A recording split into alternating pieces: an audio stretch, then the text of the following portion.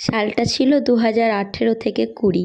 আমার জীবনের খুব খুব খুব সুন্দর সময় কাটিয়েছিলাম সেই 2টো বছর। কারণ সে 2 বছরই আমি ডিএলএডের ট্রেনিং শুরু করি।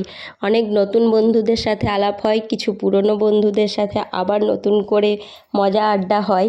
তো সেই আড্ডা আনন্দকে আবার পুনরাবৃত্তি করার জন্য আমরা কয়েকজন বান্ধবী মিলে সেদিনকে আবার একসাথে হওয়ার প্ল্যান করি এবং প্ল্যানটা সাকসেসফুল হয়, যদিও বা সবাই আসতে পারেনি। কিন্তু আমরা যে কজন খুব মনে প্রাণে চেয়েছিলাম তারা এসে হাজির হয় একটা রেস্টুরেন্টে। সবাই কেউ কেউ তার বাচ্চা, ভাইঝি এদেরকেও সাথে করে নিয়ে এসেছিলো। তো বাচ্চাদের সাথে আমরাও একটু বাচ্চা হয়ে গিয়েছিলাম আর সেই 5 বছর আগের সময়টাকে নতুন করে একটু বাঁচার চেষ্টা করেছিলাম। তো দেখো আমরা কত বেশি মজা করছিলাম, আমাদের ভিডিওটা দেখলেই বুঝতে পারবে। তো এই দেখো আমরা কেমন সিসোতে চেপেছি, বাচ্চারাও চাপছিল, আমরাও চাপছিলাম। তো এরই মধ্যে আমরা বেড়াতে বেড়াতে বাগানের মধ্যে পেয়ে যাই জামরুলের দেখা, আর সেগুলো লোকের আড়ালে আমরা টুক করে কুড়িয়ে নিয়ে খেতেও শুরু করি, যেমন আমরা ইনস্টিটিউশনে আম চুরি করে খেতাম স্যারদের চোখের আড়াল করে।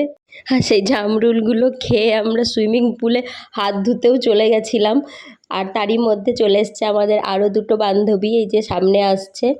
তো ওরা চলে এলে আমরা রেস্টুরেন্টে চলে যাই খাবার দাওয়ার জন্য। বাচ্চারা না সেদিনকে যতটা বাচ্চামি করেছে তার থেকে যেন আমরা অনেক অনেক বেশি বাচ্চামো শুরু করে দিয়েছিলাম। যে যার মতন করে দেখো আমাদের হাসি মজা আড্ডা দেখলেই বুঝতে পারবে আমরা কতটা বেশি এনজয় করেছি। আর এই খাওয়ার টাইমে তো একদম আমরা যেন টিফিন পিরিয়ডে চলে গেছিলাম। যেভাবে আমরা টিফিন পিরিয়ডে এর আলু ভাজা মুড়ি সে খেত, ওর লুচি তরকারি ও খেত, তো সেরকমই যেন একটা মানে অ্যাটমসফিয়ার তৈরি করতে পেরেছিলাম আমরা। জীবনের এত ব্যস্ততার মাঝেও যে আমরা এত সুন্দর একটা মুহূর্ত, এত সুন্দর একটা সন্ধে কাটাতে পেরেছি, এটা ভেবেই যেন আলাদাই একটা ফিল হচ্ছে।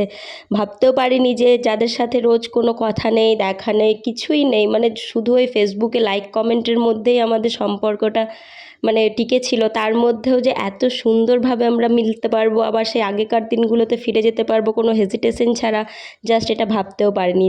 আসলে বন্ধুত্ব এরকমই হয়, বেঁচে থাকুক সকলের বন্ধুত্ব।